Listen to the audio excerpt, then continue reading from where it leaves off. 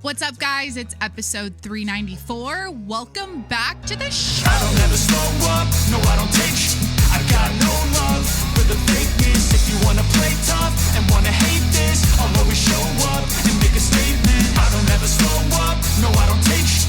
I got no love for the fakeness. If you wanna play tough and wanna hate this, I'll always show up and make a statement. It's a space buzzing with radars, radios, and focused minds. Air Canada 191 Victoria Terminal, good afternoon. Air traffic controllers are hard at work to make sure hundreds of airplanes a day are safely navigating the sky and airports. We guide aircraft in and out of airports and get them on course to their destinations. What makes it so fun is that adrenaline rush. It's just exciting and it's fast-paced. And below this operation are technologists like Chelsea Gill, making sure the equipment is running smoothly with pilots to communicate with these controllers. Well, our number one job is to respond. If there is anything that is broken, any sort of outage, and all these little red dots are aircrafts or something that is being picked up in the sky sometimes. Okay, that was a little preview of what we're going to talk about on the show today.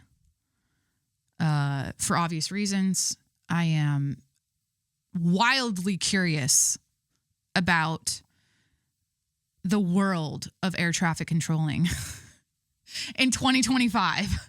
So we're going to go down air traffic controller lane today. But first, I need to be honest with you, okay? Which is what I always do. But I don't want to pretend like this is the thing about podcasting, okay? Solo podcasting. You're either on or you're not, okay? I'll be honest, which is what I always do. I'm going to lead with what I preach. I'm going to lead with what I tell you all to do. Be so fucking be FFFR. No. Embrace your flaws. Embrace what you're embarrassed by, or embarrassed about with yourself. Just embrace it. Be unapologetic. Lead with your shame. Lead with what you suck at. Lead with it. Tell the world, like, hey, I'm not proud of this. I suck at this. Just vomit it out, because basically what I'm saying is I was going for the last, hour and a half? What is it, 10:30? I fucking started this way too late again. And I was podcasting literally for the last hour and a half. You guys know how long that, I was talking for an hour and a half, and it was so flat. It was so flat. I had to, I got to the point where I'm like, I cannot post this. I'm admitting that I did that, and I am immediately re-recording the episode immediately after. I might be sitting here for 5 hours today to get this fucking podcast out, okay? But, yeah, and I didn't want to put the glasses on. I didn't want to have to do this, but I have no vibe. I have no mojo. I have no personality today. I don't know what's going on. I'm trying to get it back. I did drink an entire Alani, as always. I had a cup of coffee with Corey this morning before he left to work.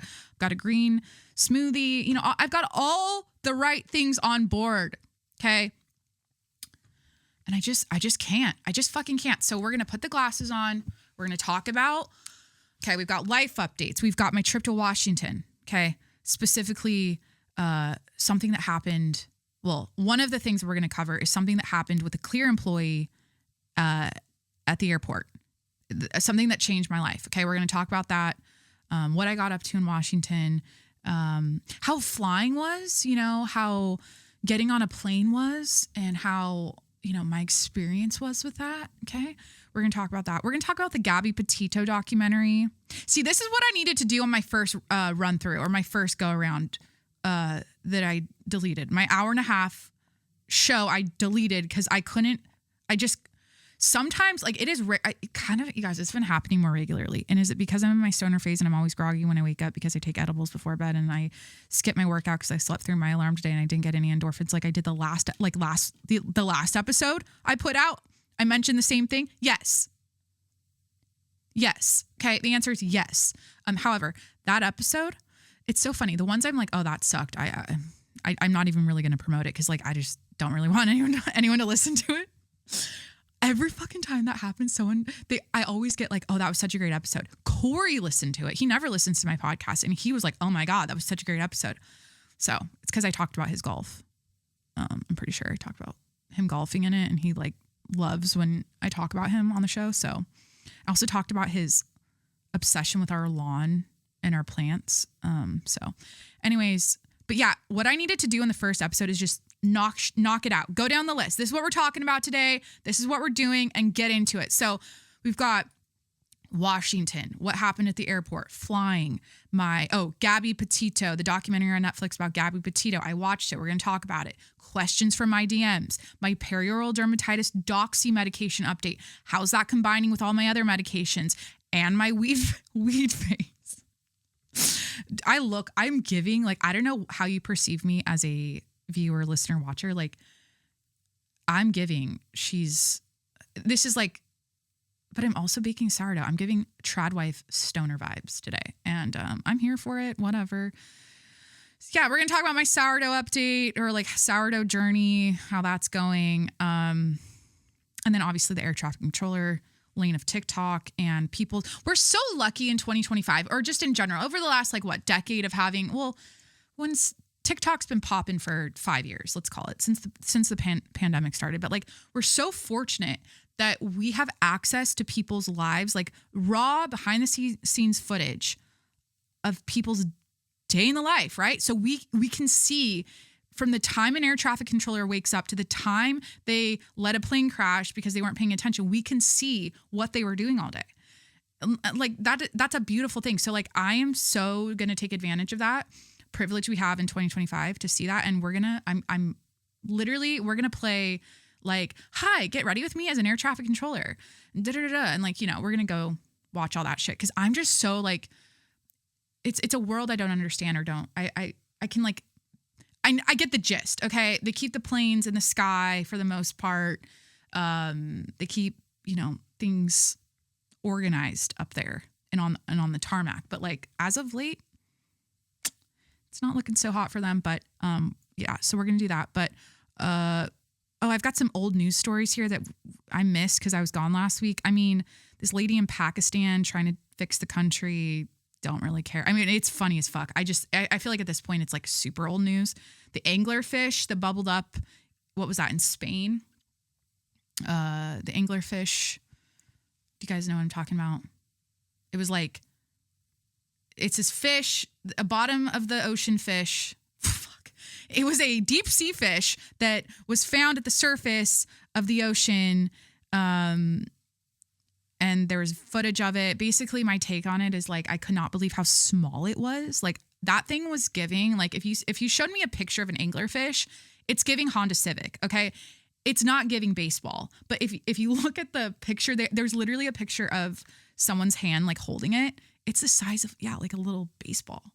But it's vicious looking. Like, this thing is terrifying. Like, it's got those giant, like, piranha, like, crazy teeth, and it has that little antenna thing with the light in front of it. Anyways, yeah, that fish swam. I don't know how. Like, if you think about how deep it lives, like 10,000 leagues down, the fact it didn't like bubble up to the top. Did it die?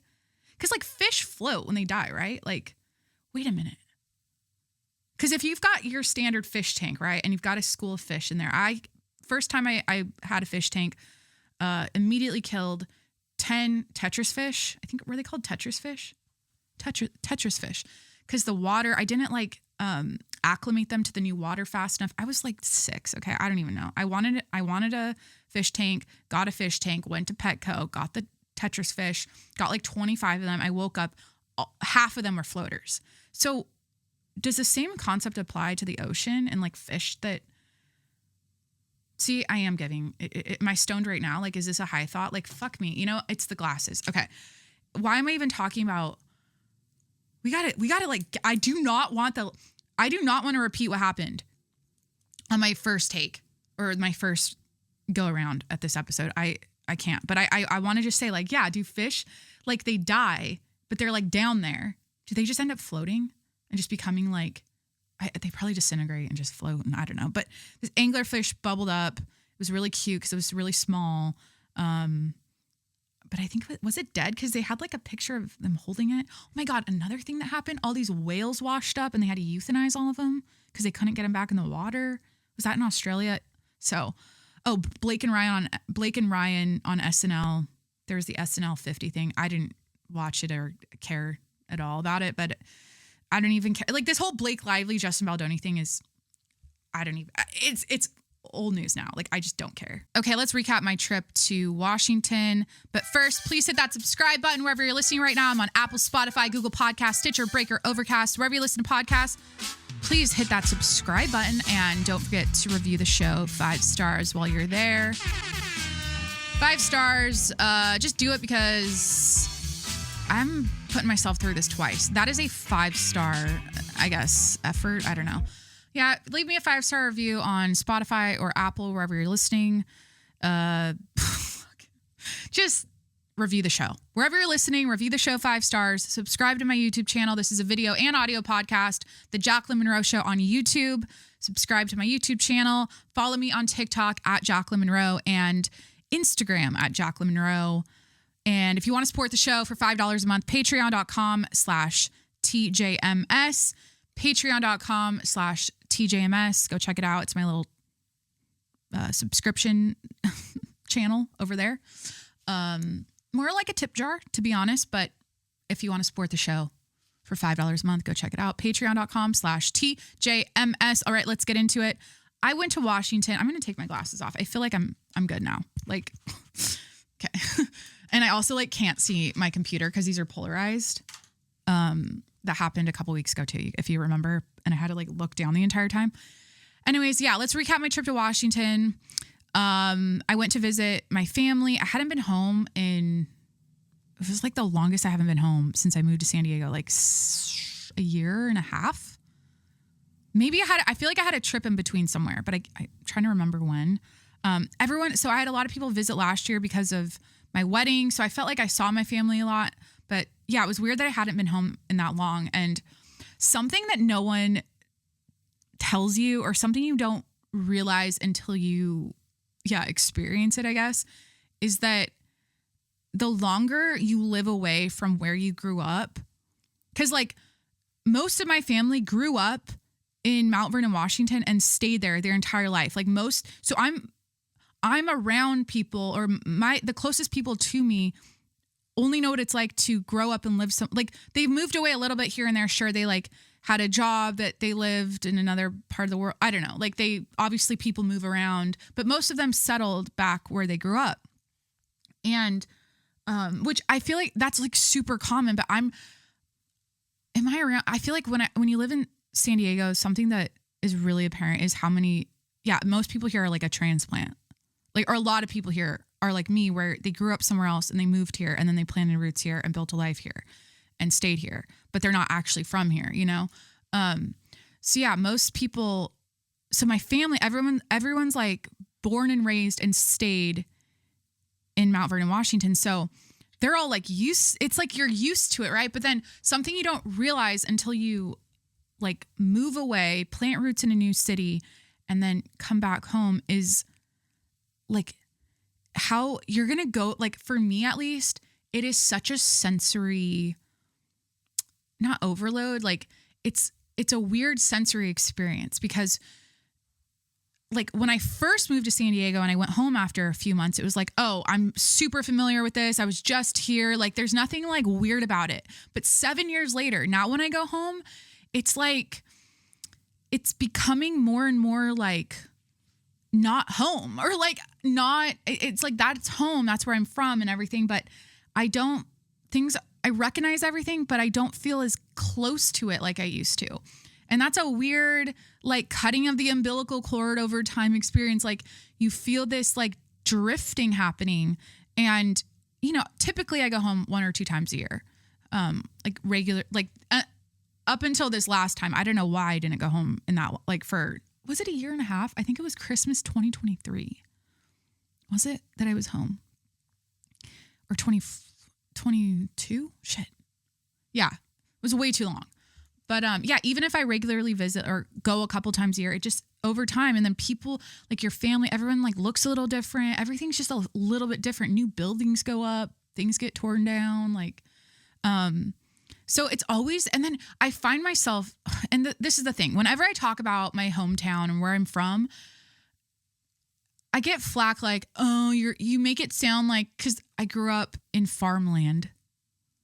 it's not like I didn't grow up in farmland. Like that's what it is, right? Like there's literally cornfields in front of my mom's house. Like I grew up with like a dairy farm next to me. Like by me saying I grew up on a farm or around farmland is accurate. Like, yes, but I feel like when I talk about it, or I've gotten the comments like, oh, every time you talk about where you're from, you make it sound like this honky tonk, little tiny, microscopic, like one stoplight, one stop sign, 200 population, small town. You're from a small little town. Like they think I talk about it like that as if it's like, like some rinky dink little tiny town.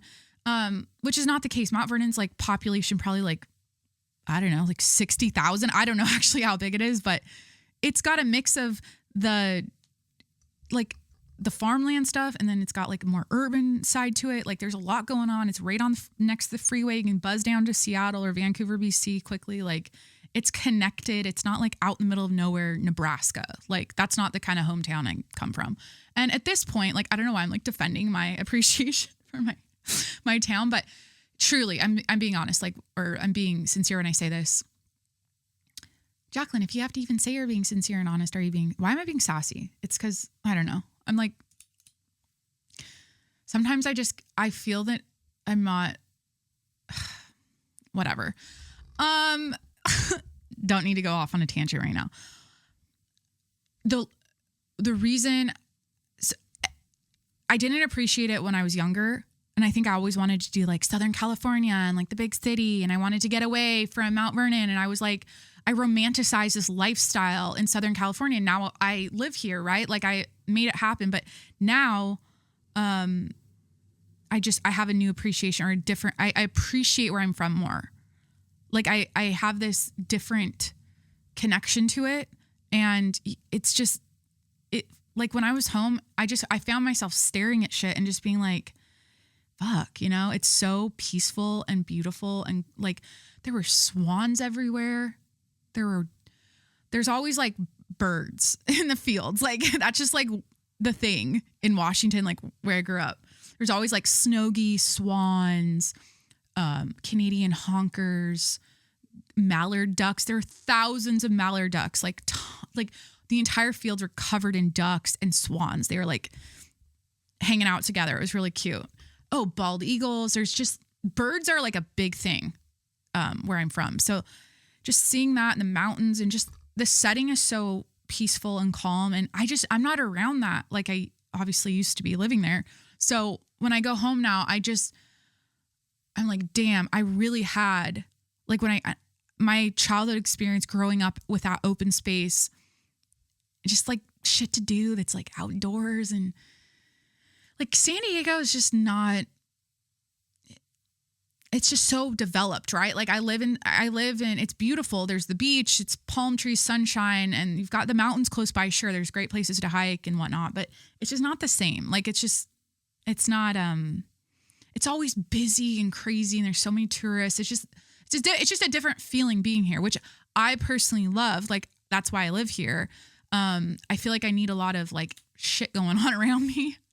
And the city and like close, and I'm just happier in this setting, especially the weather. That's something that's like the reason I moved here. Yeah, going home every single time, I'm like, it's this weird distance, even though that's where you grew up. It's this thing that happens. And it's like, I don't know. I obviously think too much about how I'm thinking about it or whatever, but it was a really sweet trip.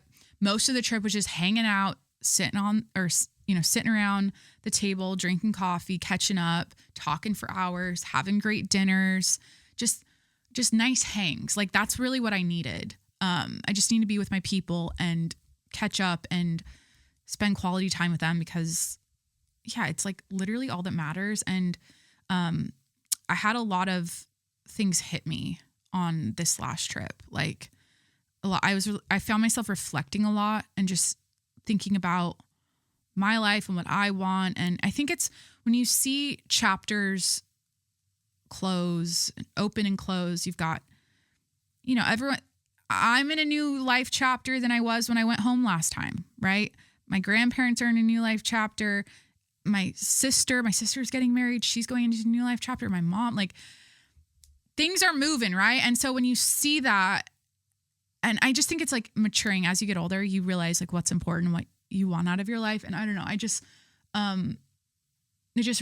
really made me reflect on what's important and like what I want out of my life. And I feel like I've prioritized myself, Corey and I, our wedding, our new house, the dogs, like his family, because they're close, obviously. Like but now my priorities, especially just with people getting older and whatnot, it's like I just want to be around my family and I just want to go home as often as possible. Like I want to prioritize that more so now than ever because, I just feel so full from it and happy. And because there is something too, like as much as you make phone calls and FaceTimes back with or to family members when you don't live close to them, there's this distance, like there's this palpable, like they're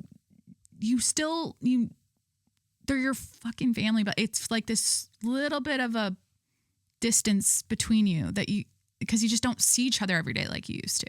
Oh yeah, we got to talk about my flights to Washington, how that went as someone who is scared of flying, especially in 2025. So, okay. Corey drops me off at the airport. It is 7 a.m. We left at 7. It's San Diego. I have clear. I don't have TSA pre. I'm working on that. You get through the airport or you get through like TSA and everything in like 30 minutes or less. Like it's not a very crazy airport. So Corey drops me off. I go through security. Okay, we went through. I'm trying to like recap. But like, okay, I found my gate. My flight was at 9:30. Where did I get a drink? Okay, because like that was my only priority. I'm like, I am immediate because, okay, my sister's she made a good point. She's like, you just need a little pill. You just need a little like something for flying, for your anxiety and everything. Because mine is like, Corey has seen me like when we flew home from Hawaii. I think it was Hawaii, that trip. It gets so bad where like sometimes I get uncontrolled. I shake uncontrollably. I start sweating. Like I get like fixated on the plane crashing and I can't stop thinking about it as I'm in the plane. And it can get really bad. Like, and that's when I'm raw dogging it with no alcohol, no drugs, no nothing. Like I'm fully sober on the plane, just going for the ride. Okay. So I've had really bad anxiety spouts with flying or whatever. Like, I don't know. Like I don't have panic attacks per se. I guess you could say like that's the closest I've ever had to a panic attack. It's happened a couple of times where I'm like literally like you see this girl on the plane and you're like, oh, she's down bad. Like she's terrified. So priority number 1 was like, where's my gate? Where's the bar? Okay. So I get to my gate, flight's on time. Everything's good. Because if you remember my flight, so I was originally going to go home to Washington back, the weekend before Christmas, but my flight, my Alaska flight, I'm just going to say the airline, cause putting them on blast for I've never had a bad experience with Alaska up until this trip over Christmas. And it was like canceled and rescheduled 3 times, delays, all kinds of shit. So I ended up not even going. I was like, I threw in the towel because it was just not happening. And this was before, okay.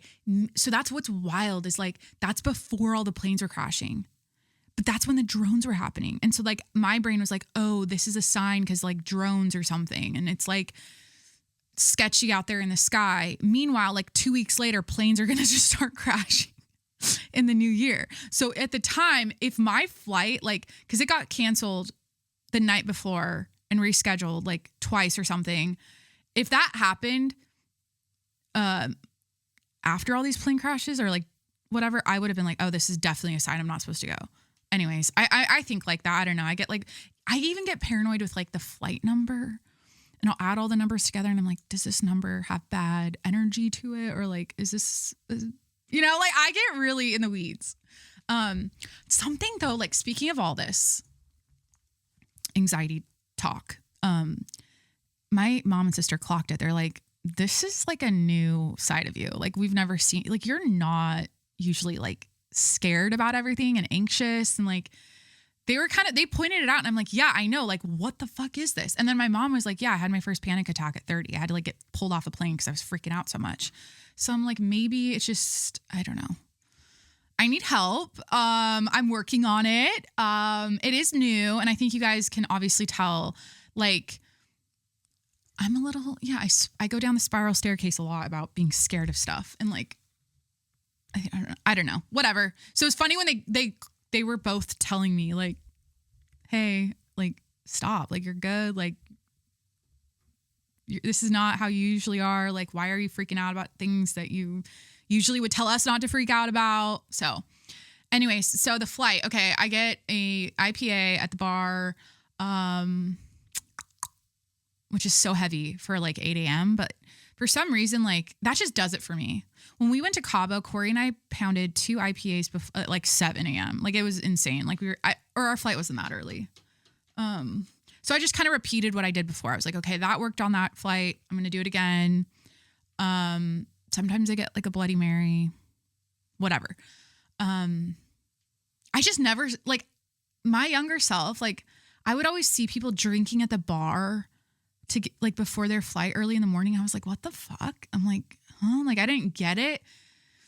I don't know if it's just like, I feel like people, like, all the rules are the rules of whatever. Oh, what am I saying? Things just don't apply at the airport, right? And people say that about like eating and drinking, like calories don't exist. Alcoholism doesn't exist, or like time doesn't exist. Doesn't matter if it's 6 a.m., you know, you're getting drunk, like whatever. So I never really understood it. Now I get it. Okay. Like, it definitely helps me fly. So anyways, the flight there was fine. I'm trying to remember if I have any notes from like, oh, I sat next to a really cute iPad kid and his mom. Did anything happen? No, but I was in premium classes, really nice. I did get yelled at for using the bathroom, the first class bathroom. She made me go to the back of the plane, but I think it's because I was waiting up there and she didn't want me to wait. She wanted me to be like in my seat before. So anyways, that happened. Okay. I need to get to like the clear employee, my flight home, how that went, because that's when it got bad. Okay. Let's talk about my flight home to San Diego from Washington. So my mom drops me off at the airport. Hold on. I'm going to drink this because it's like, what time is it? 11. It's like at this point I've been going for 3 hours. It's going to be a long day. And I still have to make content for this company I'm working with. My GLP-1 medication I'm taking, I have to make content for them. So like, it's going to be a content day, an editing day, a long day. Corey took the dogs to work, thank God. Because there's something about just them being at the house and me doing all this and not paying attention to them. It makes me feel so guilty. And like, because they'll whine and they want to go to the park and they need attention. They're very like, they look to me all day for fun. I'm like, they need a lot of like stimulation. So when, you know, they'll nap and then they'll get up and it's like, it's a thing. So I'm really glad that Corey took them because I'm going to be in my content grind mode today. I'm also baking a sourdough loaf. It's in the fridge, cold proofing. I think that's the term, cold ferment. So, okay. My mom drops, this is my story of flying home from Washington. So my mom drops me off at the airport. I've got chicken salad, curry salad, a bag of chocolate.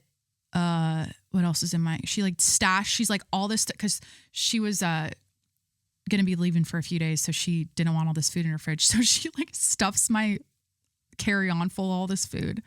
So thank God. Okay. Cause we're going to need that food. We'll get to the food thing. So I go to, okay, wait. Obviously I go to, Clear. Okay. So this is the Clear story. This is the Clear employee story. This, I just thought it was funny and it like it like helped me a lot or like it kind of changed my life. So I have Clear. Okay. And every now and then okay, wait, what am I saying? Basically, hold on. I'm trying to gather myself.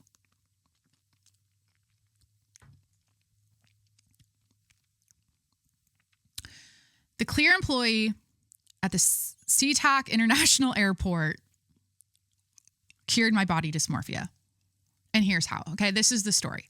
So, long story short, I no longer have body dysmorphia thanks to this Clear employee because, first of all, I walk up to the Clear line, and typically, like, or in a lot of airports, the Clear line is just as long as like any other line because like everyone has Clear, and it's just like it's a whole thing when you're like, and you're standing there like, I did this so I could go through TSA faster, and it's taking just so this was one of the times where I was like, perfect time of day, like no one in line, the employees are in a good mood, like everything's good. They're usually in a good mood. Like usually the Clear employees are pretty, like they're cool. So anyways, I walk up to the front of the Clear line and I'm like, hi, I'm here. They kind of clock you. They like see you and they're like, come over here, you know? And first of all, it was this Indian guy. And I'm just saying that because like sometimes the accent, it's like a vibe, like especially if they're bantering with you and like being cheeky, you know? And so he was being cheeky about my coat. So the first thing he did was he goes, and this is the guy that changed my life, happened to be an Indian guy. I'm just putting that out there so you can kind of picture the accent, the vibes. He's got a little vest on. It's like clear, you know, I didn't catch his name on his name tag, but it was probably like Amir or some shit. I don't know. He was a super nice guy. Yeah, I had a great experience. I've really only had great experiences with Clear, other than when the lines are absurdly long for supposedly being the line that you could go through faster than the normal line. Like, you know, that's my only gripe with Clear, and not all the and then also that not all of the airports have it. Right. Okay. And then this shit, and some airports that have it, like the terminal, not the two TSA lines or the two terminals don't have it. Just the one does. So then you have to like hope that you get it. Okay. So Amir, I don't know if that's his name. We're going to call him Amir. I get to the front of the line. Let's talk about my coat. So I'm wearing this Coach coat, this like puffy coat from Coach. It's black. I've got this Sherpa, like white, what's it called? Collar thing on it. What do you call that? Hood cover? Trim. It's really nice, right? It's like perfect for winter. My mom gave it to me because I complained the entire trip about being cold. Obviously, I was in Washington, not San Diego. But then I also told her like, hey, I need a coat for San Diego because like I'm always cold here too. So she gave me this coat. I actually got two of them. So I have a red one and I have a black one. I wore the black one to the airport. What else did I take? I always go shopping at my mom's house when I go home. Or she's like, oh, just take whatever you want, you know, like whatever. And I was initially I was like, I'm going to take one of her huge suitcases back and like check it full of stuff from like childhood, like little tchotchkes and shit. Like I just wanted to bring like my ornaments, you know. I ended up not doing it this time, but I did get some makeup. I am not. Okay. Hold on. Let me drink. I need water. I still have cotton mouth from last night. Sorry. Excuse me. Hi,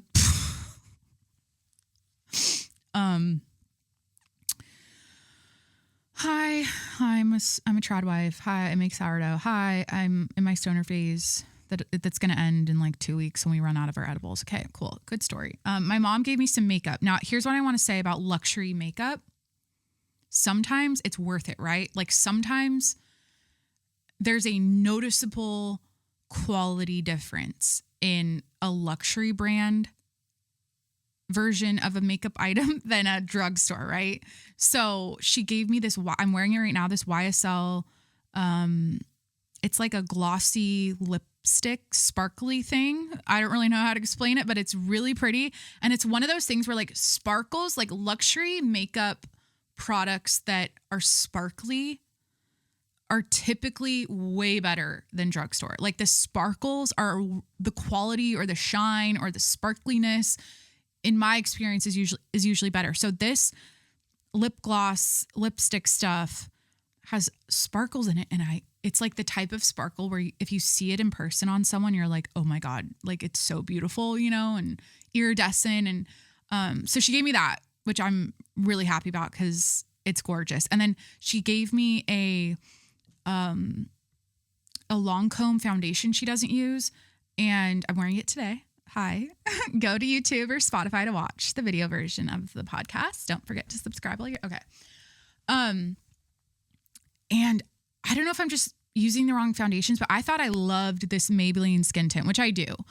And I've got this Fenty skin tint I've been playing with, like, and I'm like, oh yeah, like these are really good. No, like this Lancome foundation, and I know those are skin tints and not foundation. Maybe that's the issue, but the finish of it is so beautiful on my skin. And I'm like, oh, like I had it on yesterday and I looked in the mirror and I'm like, oh my God, like it's amazing. And maybe it's also because my perioral dermatitis is clearing up. So my skin looks a lot better now, but like, cause I'm taking that doxy medication.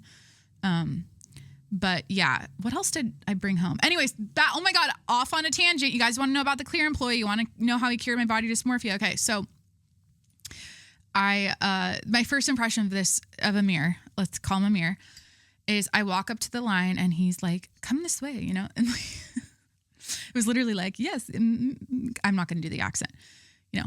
And then he's like, ooh, he goes, I'm going to have to do the accent if I do an impression of him. He goes, ooh, such a beautiful coat. You know, where's that from? And I'm like, I can't do it. I'm just not even going to try. I can't. Can I do an Indian accent? Ooh, I literally can't. How do you do it? And that's whatever. So he's like, oh, where'd you get your coat or whatever? Or it's a lot, like a beautiful coat. And I was like, oh, it's from Coach. My mom gave it to me. He goes, oh, that's way too expensive for me. If it's not from TikTok shop, I don't want it. So he said that. So I was like, oh, you know, that's funny. So he walks me through the Clear line. There's like one other guy, like a military, someone traveling in the military or something. I'm not sure. And why would he be in the Clear line? He just looked military. Maybe he wasn't like fully like, he wasn't like dressed. I could just tell, like he was definitely like, seemed like he was from like Georgia or something. I don't know. I was just getting like that vibe from him.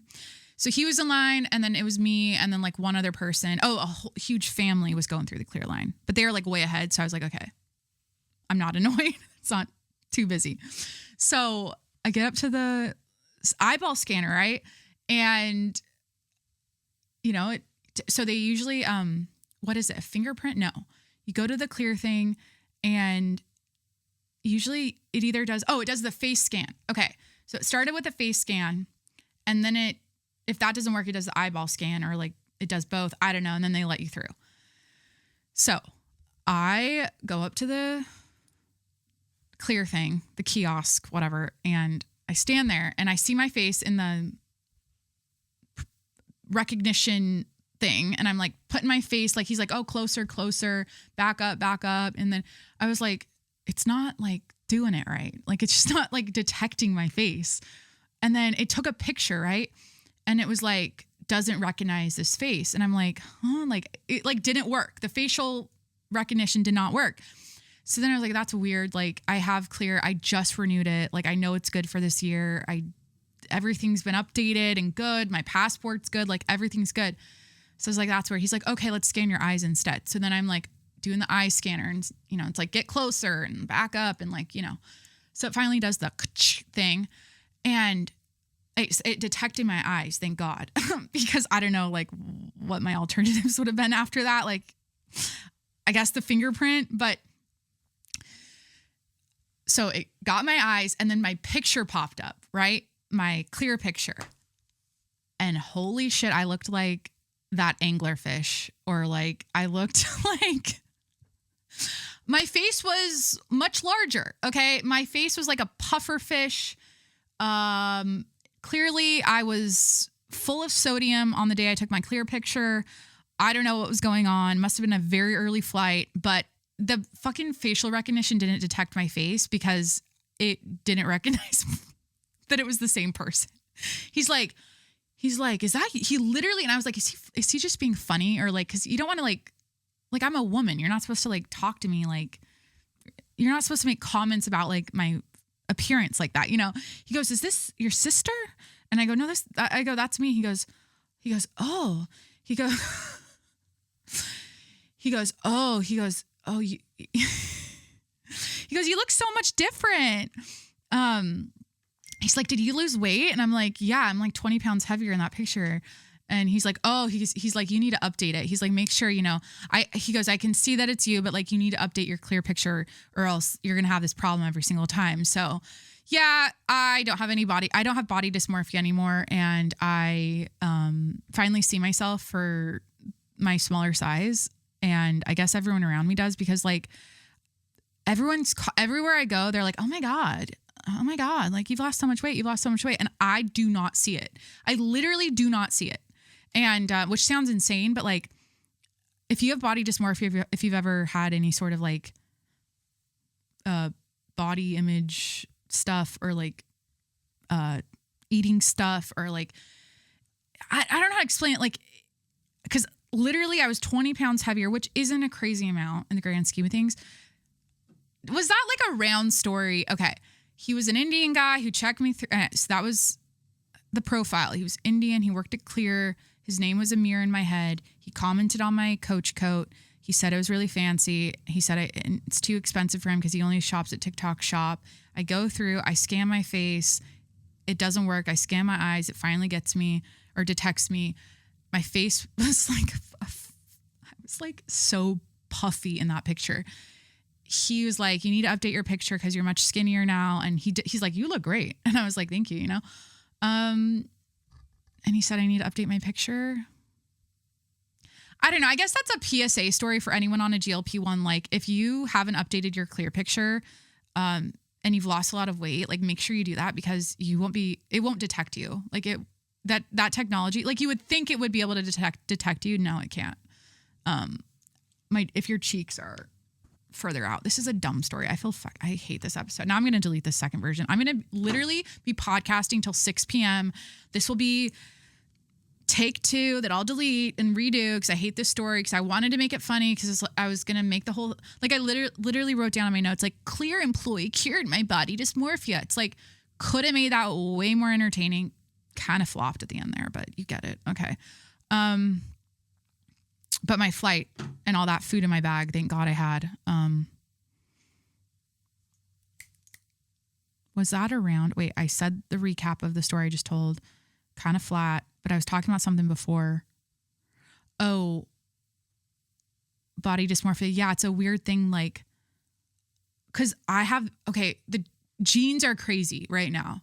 Like the jeans in my closet are crazy because I remember back when I was like, only doing cardio and like starving myself and not just when I first moved to San Diego, like just not even, I wasn't starving myself. I was just like only eating clean. It was very like orthorexic, right?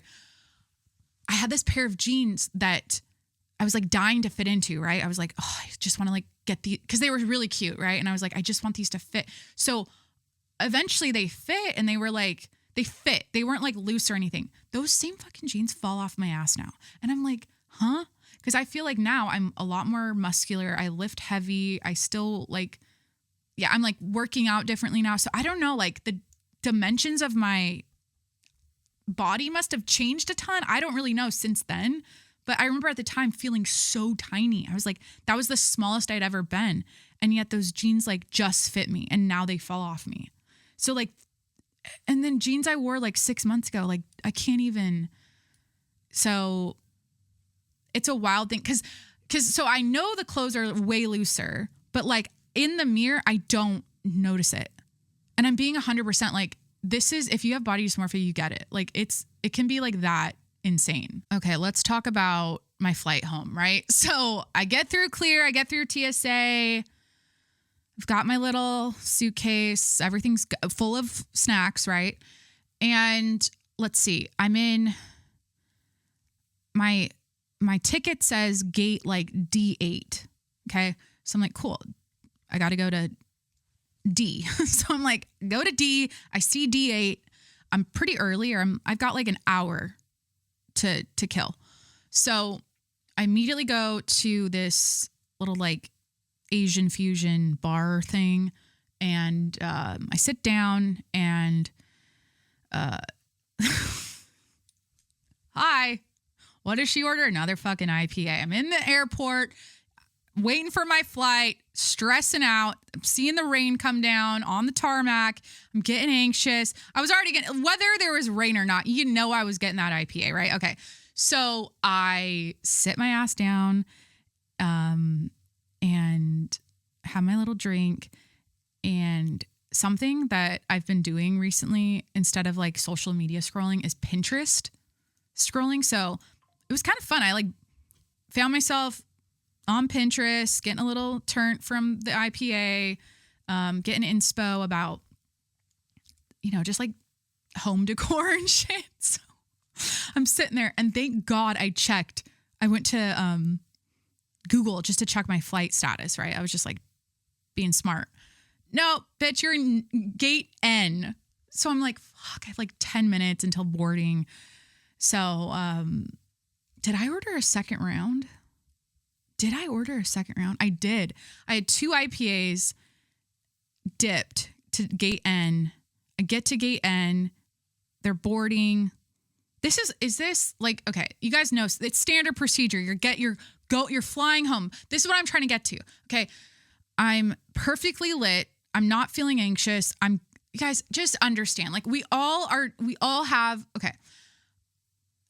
When like, was it, okay. You know how like Bert Kreischer has flight anxiety and he talks about his alcohol drinking before the flight or on the flight. He's like never flown on a plane sober, but like one day he's like, I'm not going to let my fear control me and I'm going to take my power back. And so I fly sober now or something. Like he tells us, he has like a spiel about that. I am just like, it is what it is. This is what I have to do. I wish, and that's the thing. I think in the next phase of my life, I'm going to start being like, no, I'm not going to let my fear control me. I'm not going to, let it overpower me. I'm going to conquer it or I'm going to face it, And I think recently and kind of as I've gotten older, I'm finding that I'm letting my fears overwhelm me too much where I'm feeling, it makes me feel out of control when at the end of the day, when something scares you, you're always in control. Like you can always be in charge of, unless it's something out of your control, like the plane crashing. Can't really control that, can you? So yeah, it's this little like, things are shifting, right? I've got some chemistry in the brain shifting with anxiety now and being scared of everything and overthinking things like I kind of stopped doing for a few years. Like I had a really good like start to this podcast for like the first 3 years. It was like, nothing can stop me. I'm the shit. I'm confident. I can do anything, like rah, rah. And then, so I need to apply those tools to or to like overcome my fears because what the hell, So yeah, I have to drink before I fly now. And I don't love admitting that because, or fuck it. Like again, like who cares? Like people do that. I'm just trying to be like non-judgmental of myself. Younger me would have judged myself for having to do that though. I've been like, girl, like fucking grow up. Like fucking like be a man. Like you're fine. Like just get on the plane. You'll be fine. Like, but and I think a lot of this news coverage of the planes there's a tinge of like fear mongering happening.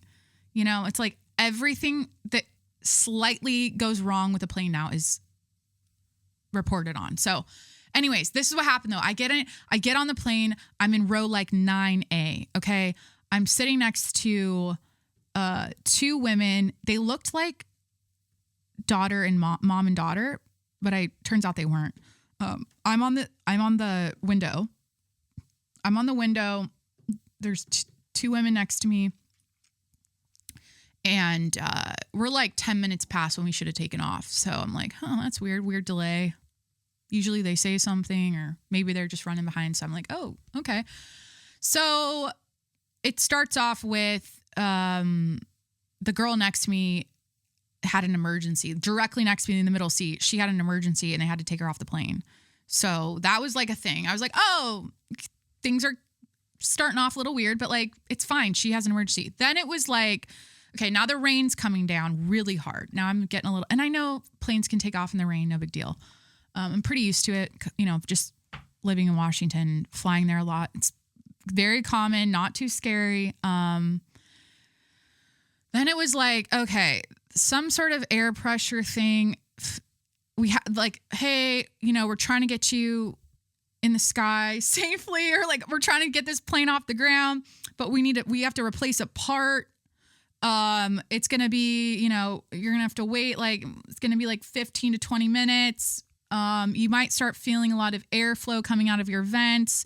Don't be alarmed, blah, blah. Like they're just talking about some sort of maintenance issue. And I'm just immediately shoving the chocolate covered cashews my mom packed in my carry-on bag down my throat. And I'm doing this as someone who's on a GLP-1 who should not, like that was like, I literally ate an entire bag of chocolate. Like I'm talking Costco sized to myself within 5 minutes of hearing this plane has a maintenance issue. And, while I had those 2 IPAs in me, right? And I had a Diet Dr. Pepper from the McDonald's drive-thru with my mom on the way to the airport. So I had black coffee that day, a Diet Dr. Pepper, 2 IPAs. Oh shit, the plane's got a maintenance issue. Hear that on the PA system. Immediately eat a family-sized Costco bag of chocolate-covered cashews that were left over from Christmas that my mom packed me in my carry-on bag. Okay, and then I'm dipping into that chicken curry from Trader Joe's, the chicken salad from Trader Joe's. There are some crackers in the bag. I use those as a vessel to eat. I'm just stress eating, right? I ate literally like, oh yeah. Then there was like salted caramels and now look, here's the thing.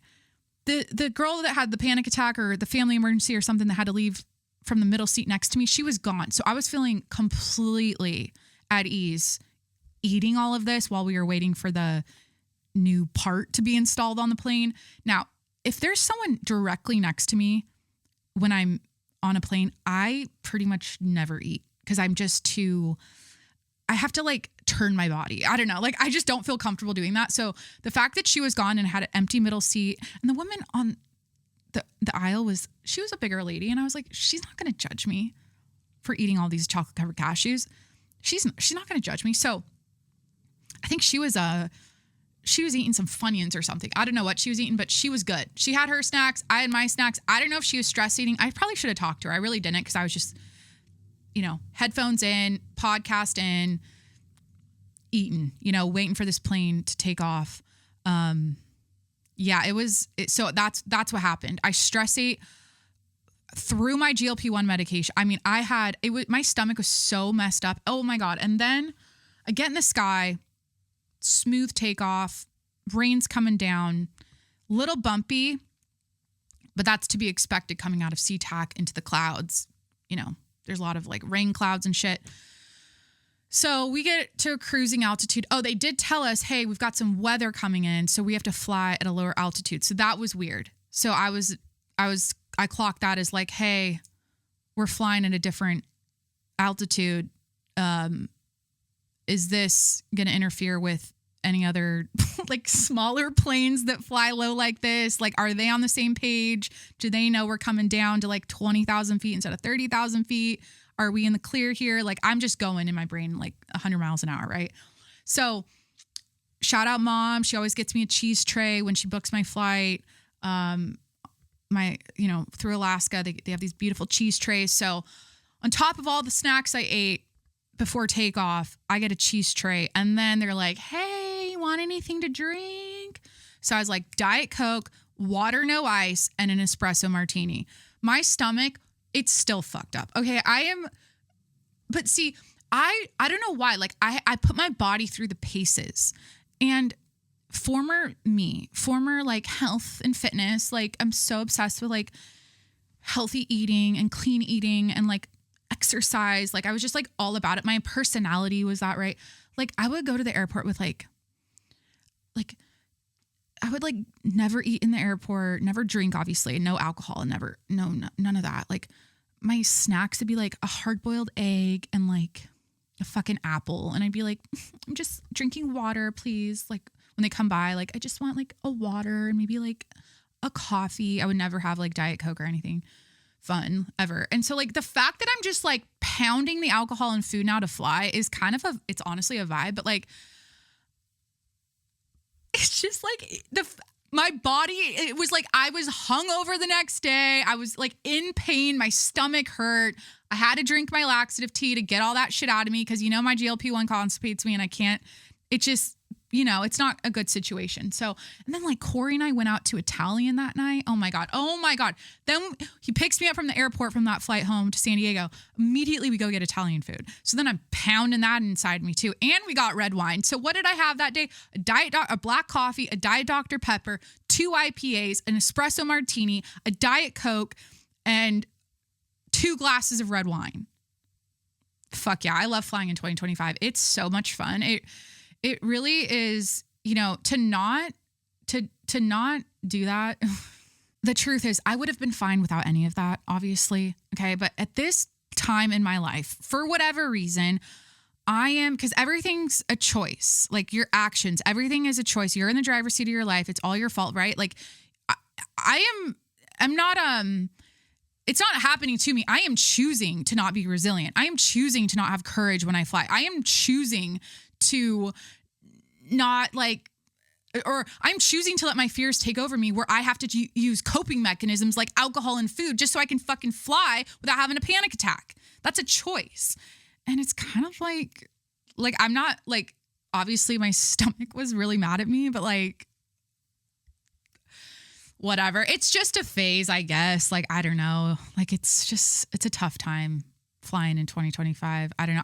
This is what it is. I'm allowing my brain to work me up to the point where I can't work it down. And so that's why I have to dip into the coping mechanisms. Okay. And that's an unhealthy cycle that I should probably break. But, with everything, it's first step is awareness. And then it's for me to actually make the change and to go on the plane without freaking out and all of that is going to be an active, really I have to be present and be really no, that's not who I am anymore. I'm not afraid of flying. I have to rewire my brain. I don't know. It's is that just a form of, is it laziness? There's areas of my life where I always say this, I excel and I persevere and I try hard and I work really hard. And then there's other areas where I'm fuck that. I'm just going to go the easy route. I'm just going to, not everyone's like David Goggins, not everyone's got that brain chemistry 100% of the time. Sometimes you catch yourself slipping. You're not as resilient as you once were, but you can always get it back, right? So anyways, fuck planes, fuck flying. Happy to be home. It's gorgeous here in San Diego. Okay, so we did the Washington recap. We did the flight stuff. We're going to do Gabby Petito, air traffic controller TikTok. I've got questions from my DMs, the sourdough update, doxy update. I've got a full, oh my God, we haven't even started the episode yet. So I'm just kidding. All right, we're starting the show again. No. So yeah, I baked my first perfect sourdough loaf. So that happened. Basically the update on the sourdough is it took me 10 tries, but I finally baked a pretty perfect loaf. And the thing I did different this time was cold fermentation. Did I already talk about this? I know maybe I talked about it on my first take that I deleted, the hour and a half full fucking episode. Basically I deleted and now I'm re-recording. Now I can't keep track of, because I did talk about it then, but now I'm repeating it. Basically I let the dough after bulk fermentation and shaping, instead of baking it right away, which is what I was doing before, which makes no sense because it needed to rest and ferment more. Instead of baking it right away after that, I throw it in the fridge overnight or during the day, whenever. Right now it's fermenting in the fridge during the day and I'll bake it tonight. And then after I did that, it turned out pretty perfect. So sourdough's going well, that whole thing. It's very very therapeutic, playing with dough and touching it and molding it and watching it. And it's a labor of love. It's I love using my hands and being creative. And I think it's the perfect mix of, it's challenging. It's it's fun, forming the dough and doing all that is fun. It's rewarding because you get this beautiful, delicious bread out of it. It's like visually fun to like look at when the bubbles are bubbling in the starter. And I don't know, it's like, and it's like you have to nurture it. So it's, yeah. So I love the sourdough thing. I'm on like my second month making it. So, perioral dermatitis. I'm taking the prescription doxy medication for it. If you guys don't know, if you're new, I developed really bad perioral dermatitis a month before my wedding. I literally had it on my wedding day. It was awful. It totally was covered by the makeup. Corey just texted me, how did my podcast go? Not well. Okay, we're still going. We had to re-record it. Like, so what was I just saying? Oh, my makeup on my wedding day covered it. Thank God. It wasn't like crusty or anything. It just was like irritated. Like the skin was red. So obviously makeup covered it pretty well. But anyways, I finally got a prescription and I'm taking it. And I was kind of like, when is this going to work? Right. But you take 2 pills a day with food. So like breakfast, dinner, whatever. And I feel like over the last couple of days, I'm like, okay, it's really starting to clear up. So, I finally took a medication for it. I was trying all of the, remedies that people recommend, the sulfur cream, the azelaic acid, the not wearing any makeup, the not using any actives, I tried it all, right? And just nothing I feel like it's kind of like uncurable.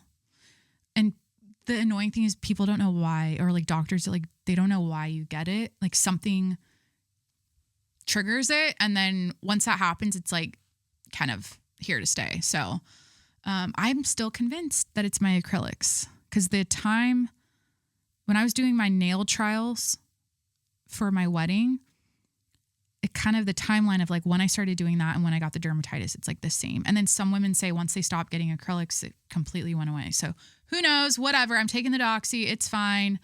It's working. It's like a bright blue pill. It's like a really big, bright blue pill. Kind of sketchy, but someone did ask me, speaking of DMs, how like people are like, oh, a lot of you have been asking about blah, blah, blah. I did get a DM about what, I gotta turn my sound off. What's it called? Jesus Christ. What face wash I've been using for my dermatitis. And I was originally using the La Roche-Posay foaming cleanser. That's my OG. That's my go-to. That's my ride or die, right? But I switched to their Effaclar. It's like literally EFFACLAR. And it's a salicylic acid, like more medicated face wash. So that's good for acne. It's good for like, trying to kill bacteria and dermatitis, I think. I don't know. I feel like it's working. So that's what I've been using. I'm still going pretty gentle on the skincare stuff, like, basic moisturizer. I am starting to use retinol a little more just to like move things around. So yeah, anyways, Target. I'm not shopping at Target ever again. No. I had another bad experience at Target. So I'm just like, this is what I observed at Target, or like, this is what happened. I'm like, I don't know if it's the environment that makes me feel this way, or if it's the employees. It's hard to tell what's what. Like, I feel like time moves slower at Target. I don't know if anyone else has experienced this, but when I walk into Target, time stops. And not in a I'm falling in love with Target kind of way, and I'm feeling connected to this building and all these like fun things to like see all the tchotchkes and the like Ulta like makeup section they put in, like all that like cutesy stuff, all that like girly stuff they have, all the like tchotchke like jewelry section. Like I don't get like, it's not like heart palpitations, like time stops. It's like things are moving in slow motion, including their employees. And so literally this is now, I'm in my Target phase, right? With the grocery store shopping. So, or with the grocery shopping. I said this last week, like I flip-flop. Like, I'll go to Trader Joe's for 2 months, and then I'll go to Vons for 2 months, and then I'll go to Sprouts for 2 months, and then I'll go to whatever. Like, I'll flip-flop. And now I'm in my Target phase, and every time I check out, I'm like, they're on drugs, or they're high, or they're drunk. Like, I don't know which one it is, but something's on board. Okay. I don't know. Maybe they have flight anxiety and they're trying to go because they're getting on a plane later. I don't fucking, like, while they're on their shift. I don't know. But this last time I was like 30 minutes to check out. Okay. I did have a full week's worth of groceries, which it was a lot. And I always get, like, you know what makes me feel like, here's what I want to say. When people comment, I always get comments like, oh my God, it's so much food. Do you have like 6 kids? Or like, oh my God, that's how much. Is this typically how much you buy? Like, I'm like, wait, I can afford groceries and I can buy like good stuff and I can get like everything I need. And I can, you know, like really fill in the corners every week with whatever. Like, I supply us with a lot of good shit. And I feel like it is a lot. How much we spend on groceries is a lot. Like, for 2 people. But we do feed the dogs, like, and then we feed the dogs like the farmer's dog type foods, which isn't cheap. So I just feel like sometimes when so my checker commented, she's like, damn, she's like, is this all for you? Or is this just for the week? And I'm like, or she's like, do you always buy this much? And I'm like, yeah, pretty much. So yeah, it was just a moment of like, I'm grateful for that I can do this. And, you know, like, these are probably to some people, these Alanis, like, kind of a luxury thing to buy. I don't know how much. They're probably like $3 a pop. It's kind of a lot for an energy drink.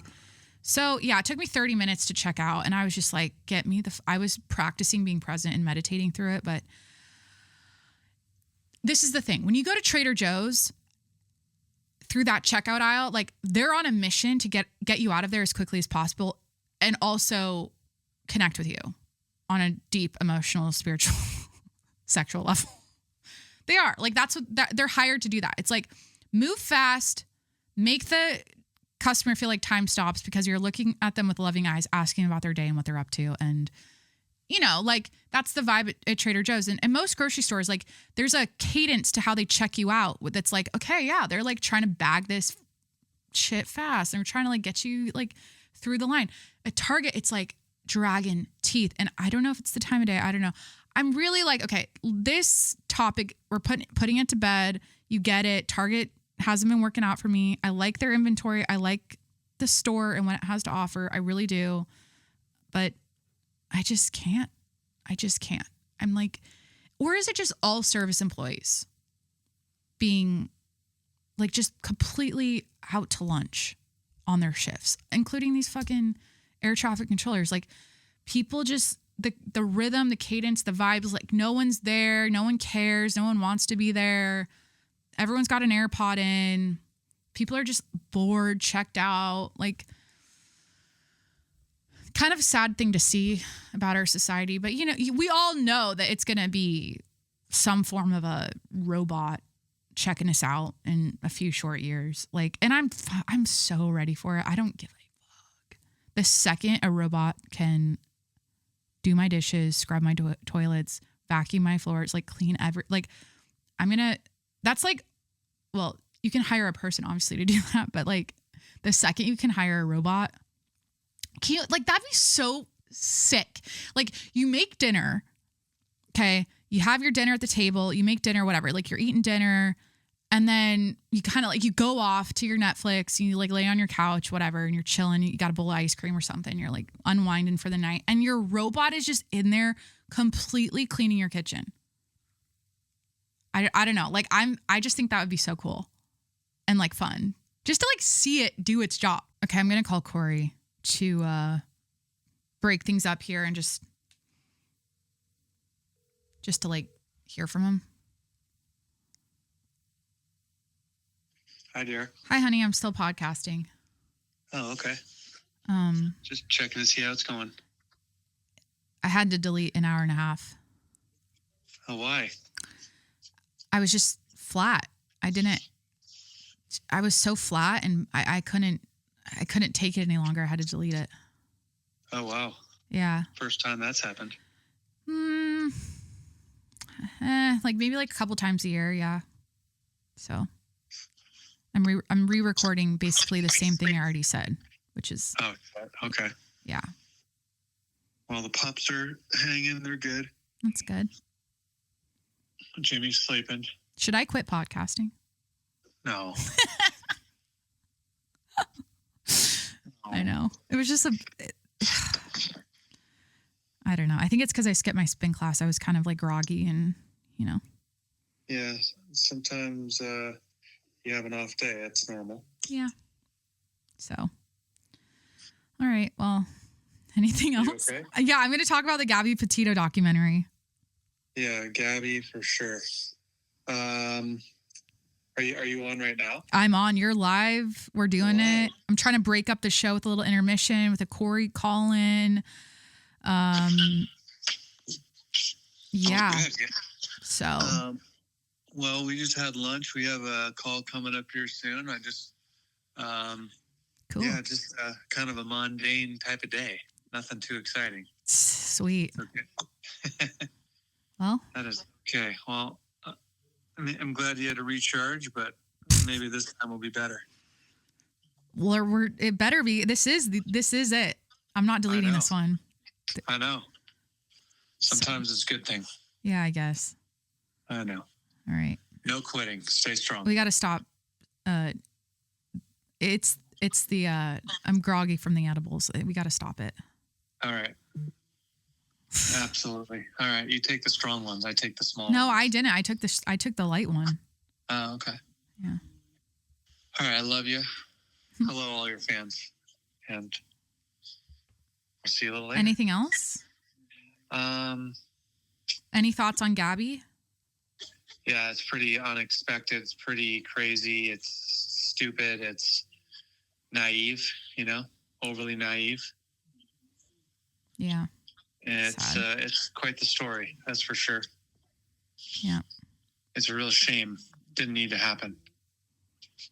Thoughts on my sourdough? The sourdough last night was fantastic. Honey, a little bit of salt. 10 out of 12. 12 out of 10. Nice. 12 out of 10. Very, very good. You got it down now. And thoughts on plane crashes? Don't fly on Frontier. Really? Did a Frontier go down? No, they're so janky. It's like, I'm not even sure who did it. Yeah. Do you see the one yesterday that like avoided or like it had I think it was Southwest in Chicago? It almost hit a plane on landing. Yeah. Yeah, they had to take off again. Like at the last second, they like pulled up. Yeah. Wild. God, I'm seeing a few of that happen. Yeah. I've been seeing that recently. It's kind of weird. Yep. So. All right. All right, I love you. Love you too. Good talk. Yeah, sorry. It's okay. No, I'm going through it. I'm like, but I'm being honest about it. Like, I'm not trying to hide that. Like, hey, yeah, I had to delete an hour and a half of material because I just I couldn't do it. I think you need some of my NAD. Yeah, I do. I do. Well, I'm gonna bring it home, so Can't wait. you can do it on me starting tomorrow. Sweet. Up the ass or in the ass. All right. Shoot me up Where are you All going right. to shoot it? in the shoulder. Cool. In the shoulder. I'll get you little Band-Aids. I don't think I'll need it. The needle's pretty small. Cute little Band-Aids. Nothing. Oh, like I a know little all about those little needles. Believe me, I know. Yeah. Yeah. Well. All right. Well, All right. love you. Thanks for taking the dogs. Absolutely. Anytime. All right. Love you. Bye. Bye. Fuck. Okay. So Gabby Petito, let's just get into the documentary. My thoughts, the whole thing. So God, why did I talk about Target again? Now I'm like in my head, like that was a dumb segment. Anyways, like you get it. Like I'm just like annoyed. It's like what I do. Whatever. So Gabby Petito, she was murdered in what, 2021? I want to say, was it 21? Was it more recent than that? Anyways, there's a Netflix documentary. There is one out right now on the story of her murder. and her boyfriend who murdered her and then committed suicide. So I have some thoughts because they were a classic example of, well, there's a few things. So she was 22. Her boyfriend was Brian. How old was he? I'm not sure what the age difference was, but it wasn't anything crazy. But it was the type of thing where he saw her and like from the side of the street and was like, oh my God, it's love at first sight, got her number. The rest is history. They're a couple. Whatever. She's from New York. Is that where she's from? He's from Florida, or his parents lived in Florida. Anyways, this is what I want to say. So they did the van life thing, right? So they wanted to, did he propose to her? Wait a minute. There are some odd things. Okay. So he had a very dark energy about him. And I think some other people around him like picked up on that. There were some vibes that were kind of like off. Or her best friend was like, yeah, I met him. Super nice, a little socially awkward, but like something was off. You couldn't really put your finger on it. So the fact that people said that was something, I took note of that. But Gabby, I honestly saw myself. I'm not trying to make this about me. I mean, just hear me out. I saw a lot of myself in her. And this is what I mean by that. So here you have this 22-year-old girl who's in love with her boyfriend, who all she wants to do is have a cute little YouTube channel where she vlogs about her van life and her travels and her camping and her hiking and all of her outdoorsy adventures with her boyfriend across the country. And, that's her little dream, right? And which is fine. Like, obviously, like nothing wrong with that.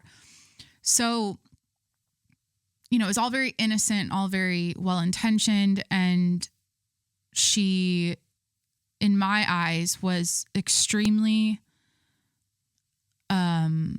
obviously, like what Corey said, like she was so naive and so young and so like it's like she hadn't had her teeth kicked in yet. And I think we've all been there. And from the videos, because there's so much footage from their travels, of their van life travels, there's so much footage. And you could see how she was trying to, like her mannerisms around Brian, you could see how she was just trying to smile through it and just make him happy and kind of like, he was clearly annoyed and put off by her vlogging. Okay. And here's what I want to say about that. So I wanted to start a YouTube channel at one point, right? And I did.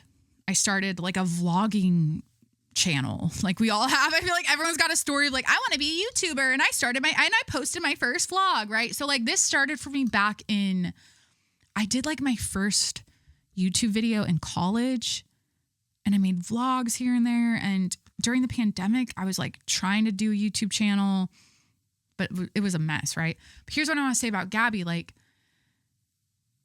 she hadn't built her confidence up yet. So she has this dream. She wants to like hold the camera up and show like, hey, we're in Sedona, or we're like in Moab, or we're like, here's Zion National Park. Here's the Grand Teton Mountain Range. Like we're here, welcome back to van life. Like she wanted to do that thing. That was her dream, but yet she didn't have the camera confidence yet. She didn't have the self-confidence or like she didn't have her mojo yet. She was just doing it. This was her first go at it. And so when you're a person who wants to put yourself on the internet, film yourself, and showcase your personality and your life, and that's your dream, and you want to do that, but you haven't really found your stride yet, you haven't really found your voice yet, and you're around people, and I'm just speaking from experience, and when you're around people that roll their eyes at social media, that don't get it, that are annoyed by it, every time you take the camera out and want to take a vlog or a selfie, they're like, ugh, like Brian, her boyfriend was, it doesn't help, obviously. What she needed, in my opinion, like ideally, well, you got to start somewhere. You got to crawl before you ball. You got to get your reps in. You got to suck at talking to the camera and mumble your words and jumble. Like I am still crawling before I ball. Like I literally podcasted effed up an hour and a half and had to delete it almost 5 years into podcasting, almost at 400 episodes. Okay. So I still do it to this day. My point is like, you saw like it broke her. Like she would mess up when she was vlogging and she would like have to do multiple takes. And you could just see Brian like, rolling his eyes. And I've experienced that. It's because it's like an awkward thing. If he was in on it too, if he was like, hey, yeah, let's do the take again. And like, yeah, no big deal. Like you got like if he was more, he didn't seem supportive. And I think that created tension between them because her whole reason, obviously, yeah, I want to travel the country and I'm 22 and I want to like do van life and like see beautiful things and be in nature and be with my my boyfriend who I love and like whatever. Like obviously like that's a reason to do it. But like she clearly had this motive to like be a YouTuber and to do this thing. And I feel like he broke her confidence a lot. Just his vibe, his energy, just being that way. And it's ideally like if she was out by herself, like filming herself, fucking up, like you don't feel like embarrassed by it. I almost feel like it's a blow to her. Yeah, her confidence, her self-esteem. And that's something I picked up on just as someone who's like done it before, like where you're awkward on camera and you're like trying to like get your words out. But it was also a clear like or really good example of like a couple, or she wanted to show how like in love they were and look at our travel pictures and we're such a happy couple and we're doing van life. And it's like you see so many people like she obviously saw other YouTubers doing that, making money from it, traveling with their significant others all over the world with these beautiful pictures they posted, because she was like posting those naturey travel like wanderlust pictures, van life pictures. And so you're young, you're impressionable, you see that, you want to emulate it, you want to do it yourself, but it cost her life. And I'm not saying it's her fault. Oh my God, that made it sound like it's her fault for being like not confident on camera, not being a good YouTuber. I'm just saying like it comes from such an honest, innocent place. And it's like a little soul that like wants to create and explore their personality and showcase themselves. Like I always say, like in a positive light on the internet, on their YouTube channel. And she's inspired by it. She's inspired by herself and her situation with her boyfriend. She sees this potential of like, let's have this YouTube channel. And like, I want to make a living doing this. And it's like, it's her little dream. And so when it came from such an honest place, and I just hate that, like, I've been around people like that like make you feel like shit about creating content, and they like roll their eyes at it. And you're just like, fuck you, you can't win. It sucks. Like it's the worst. Especially in this day and age where like social media is here, this is what we do now. Like, hi, you're watching this, you're listening to it. Like you consume it, you're participating. Even if you don't create content, if you hate social media so much, if you hate content creators and influencers so much, literally delete all of your social media. Don't follow it. Yet the people that claim they hate it, follow it, listen to it, subscribe to it, talk about it. Like, so they're part of the system too. So I hate when people talk shit and they're still participating. So yeah, that dynamic rubbed me the wrong way from the start. And I feel like sweet, bubbly, happy, just life is good, like innocent, naive women like her. It's like, and I cried. Like I was so watery during this fucking documentary, because I'm just like, people hurt them. Like they're always like people, it's like they're preyed on.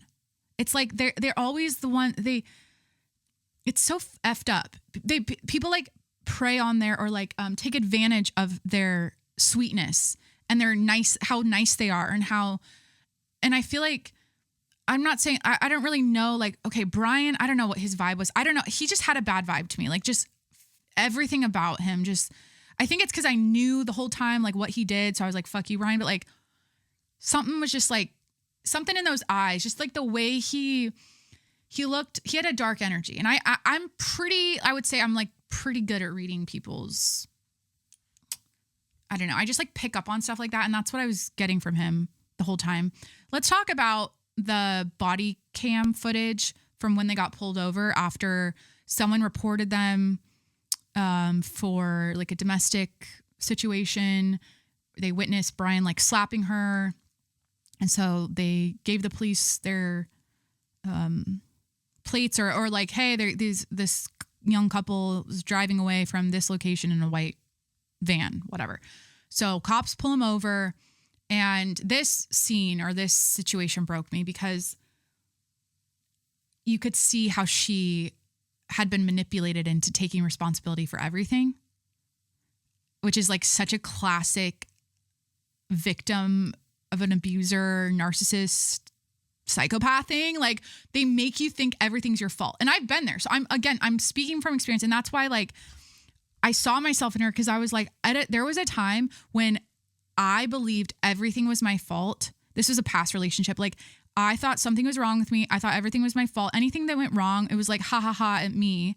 And I eventually, it was like jokes of, it started out as like jokes. And then it was like, I took those to heart and I started believing the jokes. And I actually started believing that's who I was.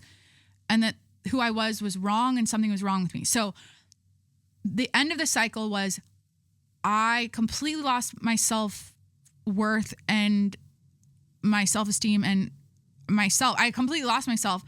And I truly thought like something is not right with me because everything I do seems to be wrong. I'm always the one like, so it's a whole like gaslight manipulation thing. And so when they pulled the van over, there's body cam footage. And, you know, the cops are trying to see like who hit who and what was the situation. She's got a black eye and a mark on her arm. And I think he was like, maybe he had a scratch or something. I'm not sure what. She seemed more banged up than he did. But she was like, they deemed her the aggressor of the fight. And she's the one who, you know, inflicted the harm on the other person, even though he probably like, did a lot worse. Like, look at her face. She's like black and blue, right? He ended up staying at a hotel that night. The cops, like, they put him up in a hotel and she had to like sleep in the van by herself.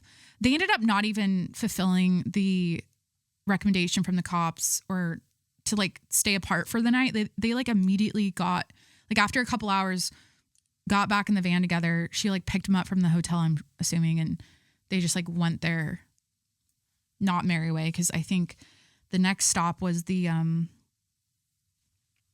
what was it called? The Split Creek campsite area that she was found, where her body was found. So yeah, when she was crying and like saying it was her fault, and he was like, they were kind of like being all buddy with him. But the thing is, and Corey was like, because I was saying this, I was like, fuck that. Can't they read a little more into this as cops and see that like maybe she's taking responsibility, but she also has a black eye and maybe there's something else going on here. And they did say in the car, the cop even said, you know, this is, what did he say? It kind of alluded to like, things like this happen and then someone dies or something, like someone gets killed or like they end up it. And I don't know. He said something basically related to like sometimes like someone kills the other person because of this kind of, I don't know. It was like crazy that he said that and it was all on camera, but yeah, Corey was like, yeah, you know, they're adults, right? And if you've got two, like, what can the cops do? They can separate them, right? And they can like cool them off and say like, you know, go your separate ways for the night. But they can't really do much. Like you can't, you know, they have to go off of what they're saying. And again, they're two grown adults. Like there's only so much you can do. So what else happened? Oh yeah, he called his parents. So she obviously, you know, stopped communicating with her family. They filed a missing persons report. And then it was crazy. Like people had picked up Brian from hiking or like after the fact, they came forward and said, yeah, I picked up this guy, you know, he was like hitchhiking, and it ended up being after he had murdered her and was trying to like make his track seem like legit, like nothing fishy was happening. And then he was using her cell phone and his cell phone to communicate, to make it look like she was texting him back, just all this shady shit. He ended up in Florida with his family at his parents' house. You guys, I don't know if you're familiar with the story, but I'm just like recapping the documentary. But they were so in on it, right? Like he made so many phone calls after when they deemed her like dead, like when they figured out like the date of when she was murdered. And it was like, forget like specifically, it was like the 26th of August or something of that year.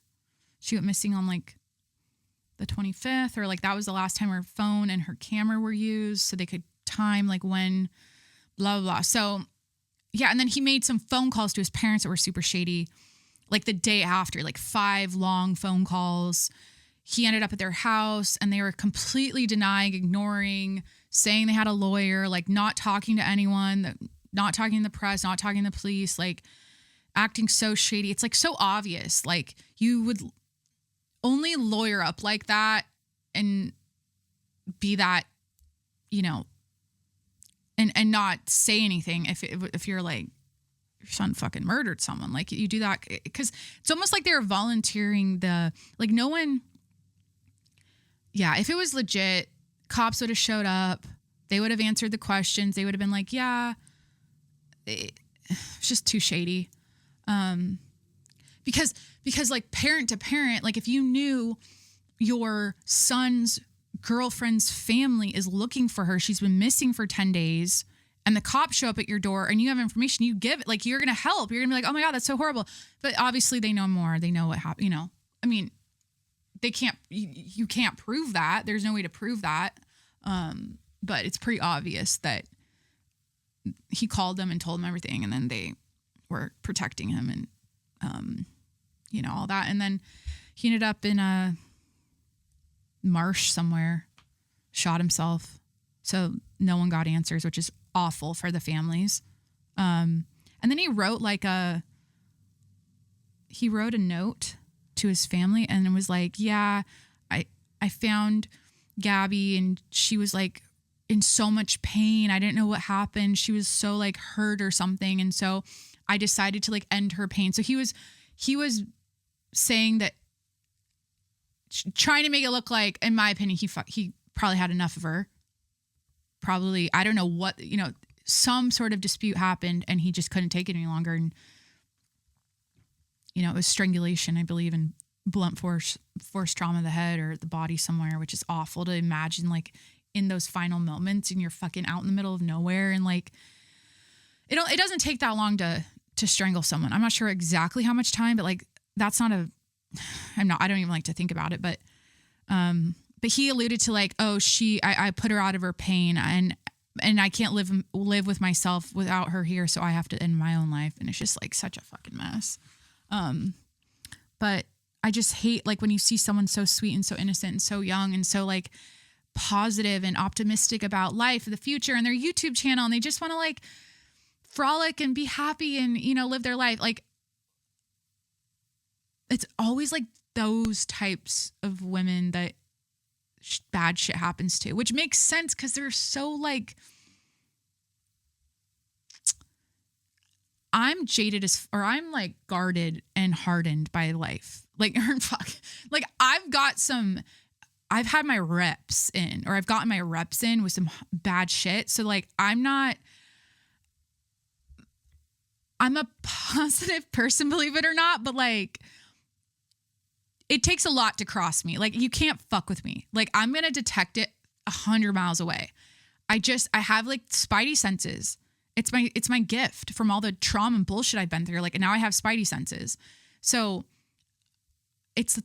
but when you're young, you're just starting out with your life, and it's almost like you can't teach that. Like you can to a certain extent, but some people's souls are just so like I always like envy, or like, not envy, but like, it's the wrong word. I admire women that are so bubbly and sparkly and like, to like, so like, you know, smiley. Everything's like positive and happy. I'm always like, fuck, you know, like we all used to be like that, you know, and then life happens and then you're like, I don't know. I still have that in me. I would say for the most part, people that know me are like, she's great. She's happy. You know, she's nice. And, you know, I'm not a fucking see you next Tuesday. But like my perception of things, my take on things, my outlook on the world, my point of view of things is with this. I'm more skeptical and more I question things, and I don't believe everything I see and hear. I'm always like, what's the other side of the coin here? Like, what else is going on? I'm always like scanning the horizon for threats, and whatever the situation is, I'm never like, you know, because that's how you get killed. So what do you call that? Like that way of being just street smart, I guess, in a way. It's like, yeah, you've got more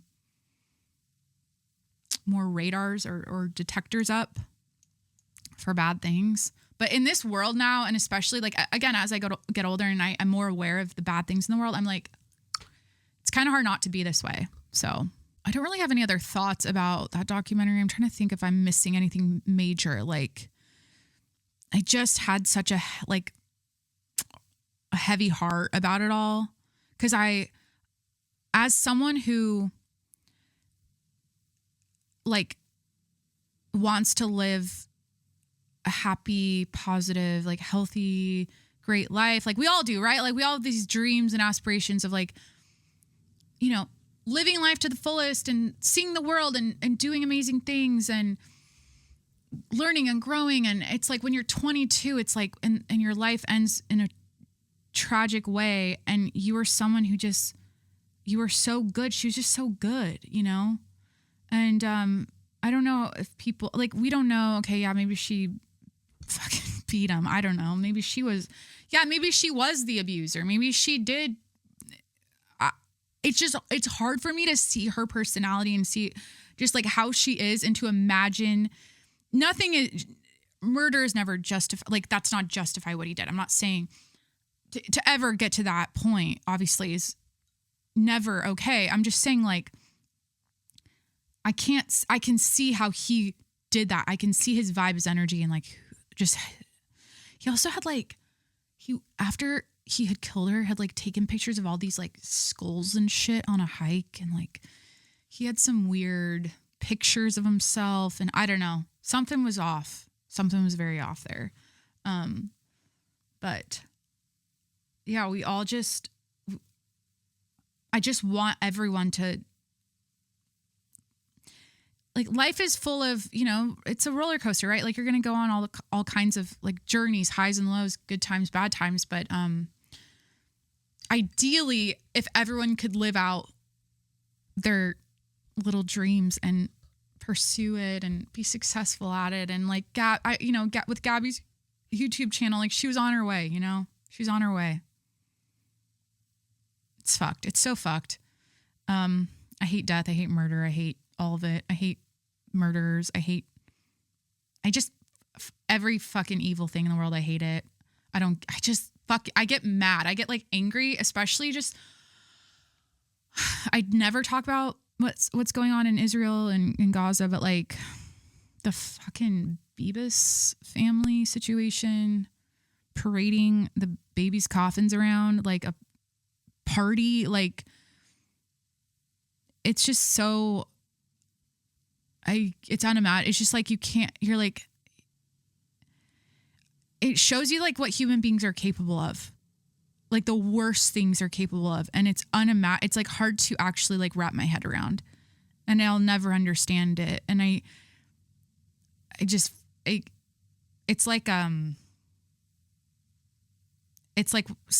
it's a language you just don't speak. You don't even know how, like, don't even know where to start.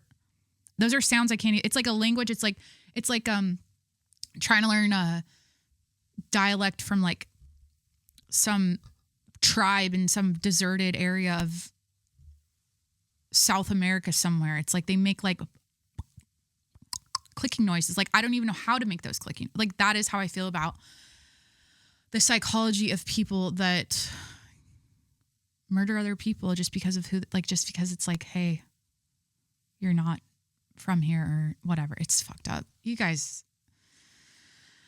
But it's like life, it's the world, it's whatever. Okay, so moving on. Sorry. do we want to go over air traffic controller TikTok? Speaking of death and destruction, let's talk about what's going on in the air traffic controller profession, because let's see, what's this? Aim for. And teaching up and coming air traffic controllers is Jen McMillan. You're in charge of a lot of people's lives, and the only tool you have with you and your customers is your voice. So you have to be absolutely clear, succinct. She also hopes to see more women break into the industry. McMillan recently taught about 16 students and says only 2 of them were women. I do wish that, more women knew about this job, because it's a really great job. All right. Day in the life as an air traffic controller here. Let's see.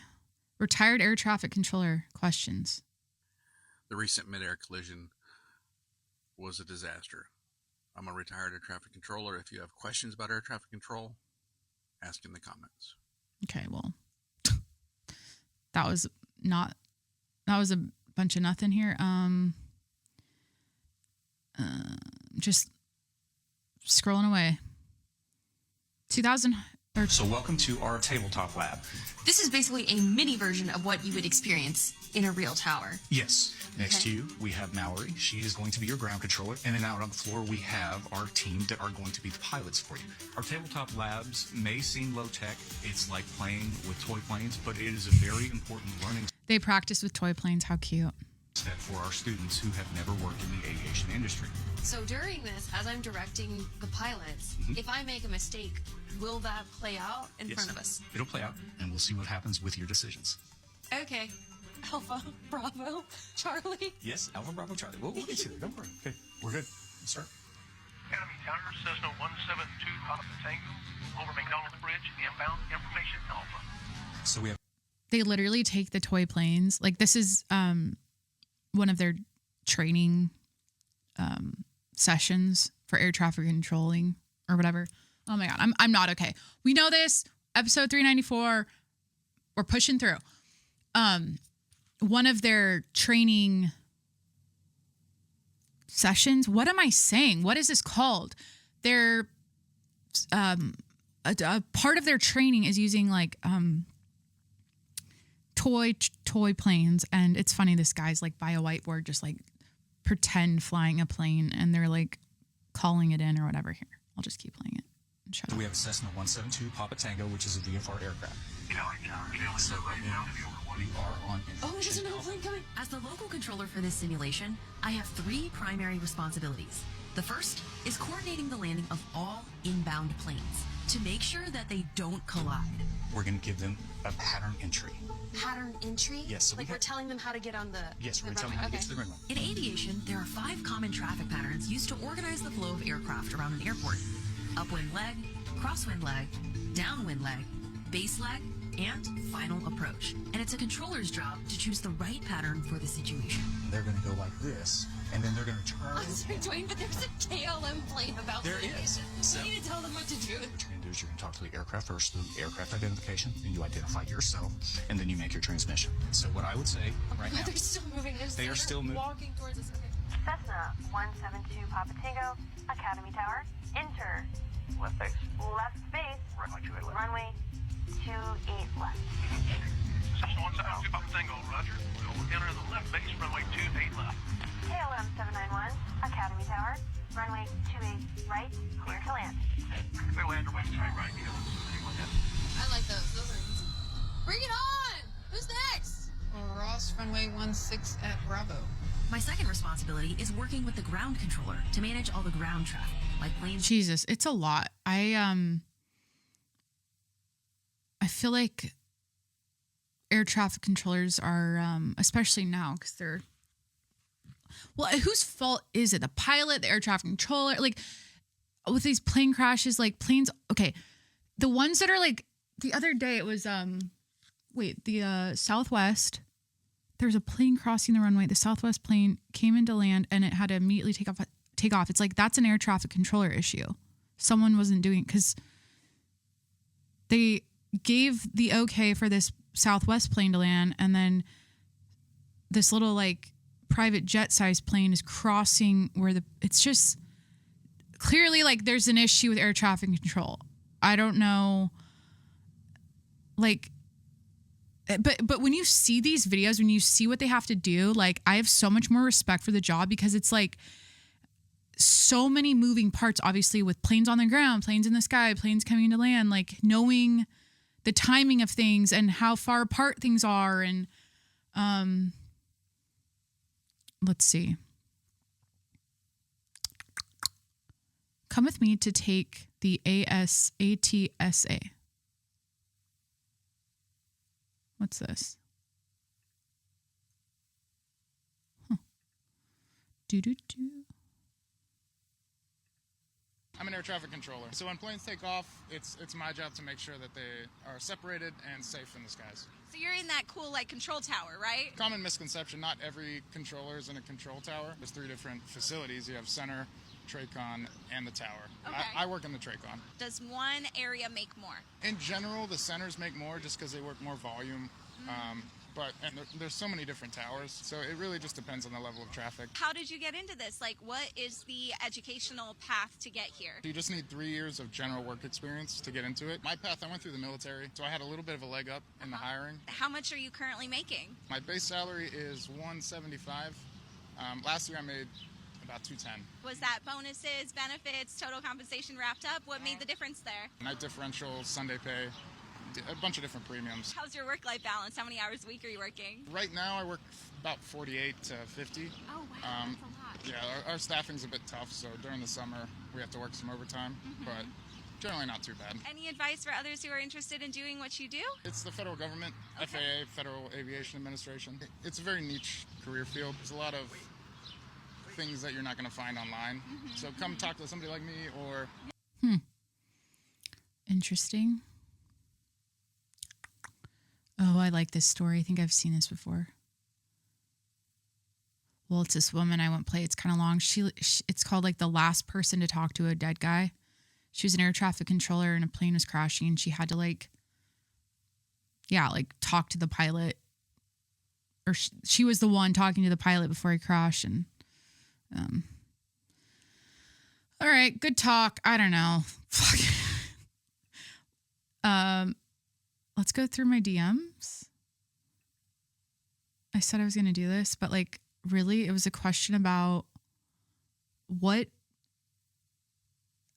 cleanser I use. And then what was the other one I was going to answer? NYC boudoir photographer. Okay. I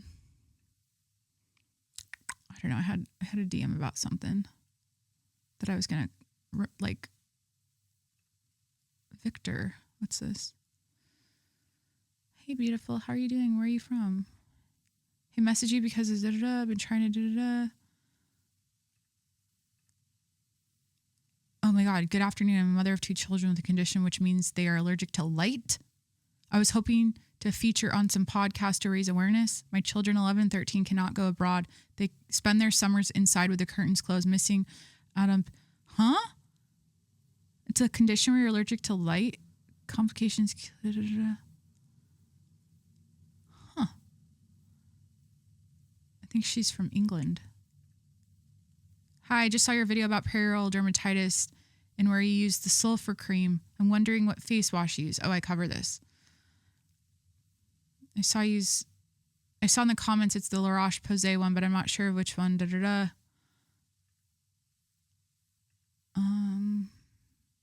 Yeah, Effaclar. That's my go-to. All right, I'm going to end the episode. I don't know. What did we cover? Okay, like honestly, what did we cover? Trip to Washington, flying, sourdough, Gabby Petito documentary, Target, perioral dermatitis. Yeah, I don't know. Okay, I think that's it. There's really nothing else here worth mentioning. It's just a bunch of like, the U.S. has 70% processed food in its grocery stores. How to protect yourself or how to reduce your intake. This 200-year-old cottage in the middle of nowhere has been given a Michelin star. Oh, fuck. What else? Oh my God, Trump's Gaza. That is I'm sorry. He posted an AI generated like video of Gaza, like it shows like these little kids, like and there's like a soldier with a gun, and then all of a sudden it like becomes like this beautiful utopia where it's like, you know, hotels and the whole city is built like Dubai, and it's like Gaza. It's like our president posted that. I don't know. It just feels like very, or just it.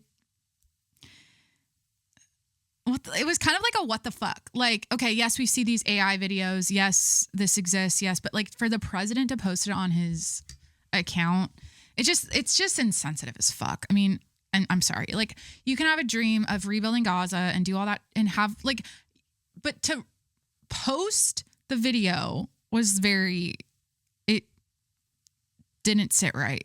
Like, considering, especially when you consider like what's going on there. Like, yeah. It's just like, it just feels gross, really gross and really fucked up. Like, in the middle of war, like, no, like, the other side to this is Trump's Gaza, and it's going to be like this land of wealth and prosperity, and these people deserve, like, I get the sentiment, like, yeah, these people deserve like a roof over their head and clean water and food and bombs and no bombs, like, and no explosions and no death and no destruction. Like, obviously, yeah, like, I get the sentiment, like, yeah, that would be nice. Yeah, less death, like less people dying would be nice. Less war would be nice. But like, just to go to the like extreme of let's turn this into Dubai, like, or like, while buildings are flattened and bodies are still buried underneath them and things are still exploding and there's still hostages and there's still chaos and hell, like, I don't know. It's like 10 steps ahead at the wrong time. Like, yeah, sure, someday, yeah, I'm sure that would be a beautiful thing to see and there'd be peace and whatnot. There will never be peace, in my opinion. But yeah, I was on Instagram. I follow Trump, obviously, like, and I was like, the fuck? So the comments on that too, I feel like a lot of people are just like, what the fuck? So anyways, that's it. That's the episode. What did we learn today? Lead with shame. Lead with shame. Lead with keeping it real and not trying to hide from, and not trying to be perfect. Cause like, I'm the first to admit, like, I'm not, yeah, I've been doing this a while, but I still have my hiccups. And today was a hiccup, but we did it. And that's what separates separation is preparation. What is the quote?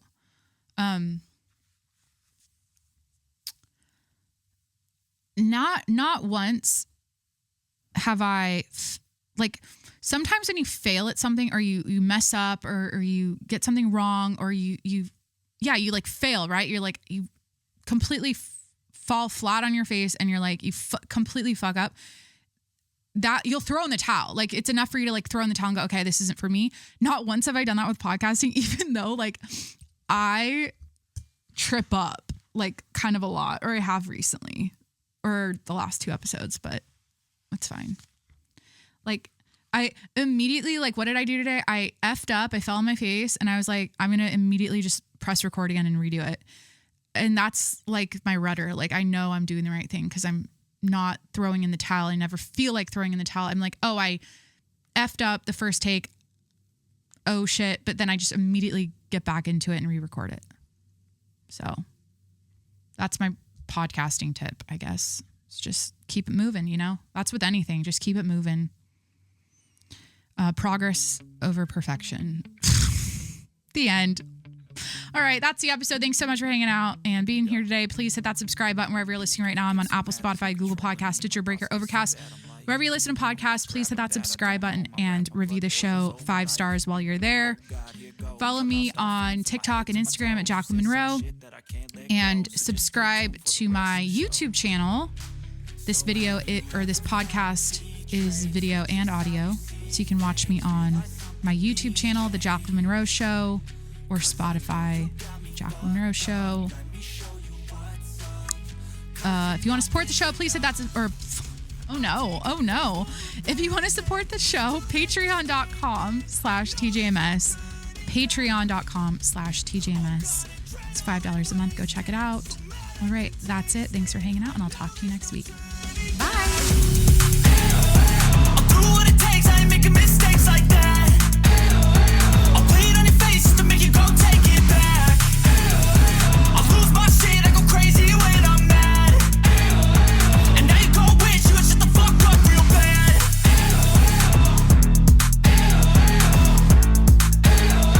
And now that I'm gone, yeah, I know there's no turning back.